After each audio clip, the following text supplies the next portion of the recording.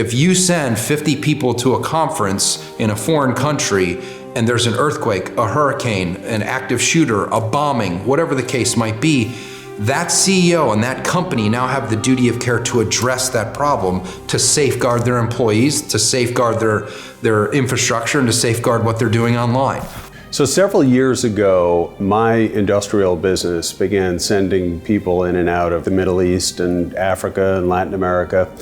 And as a result of that exposure, we started to focus on how to care for their safety. We began to look for an alternative solution, in effect, an extension of the US 911 network that we could rely on. And we didn't find one. So the intent of Global Guardian early on was, can you build a better model where it's considered one button? There's just one button to push, one email, one phone number at 3 o'clock in the morning when all these things start, and the entire platform stands up and now supports the client in the most comprehensive way. We are operating in over 100 countries with teams on the ground that speak the language, understand the culture, and have license to carry weapons and do emergency response. That ability to move in minutes and hours and not days, and to serve the client very quickly and efficiently with those skill sets are one of our biggest differentials.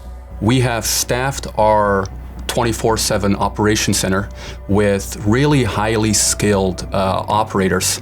They've been in crisis before. They know how to react. They know how to care for the customer. One side of the operations center is focused on car and driver and events and emergency security. The next part of this is you've got intel analysts monitoring the world 24 hours a day. The next piece is we've got a medical staff, and then last we have cyber analysts in the ops center. It doesn't matter what business you're in. You could be in financial services, you can be in mining, you can be in oil and gas extraction.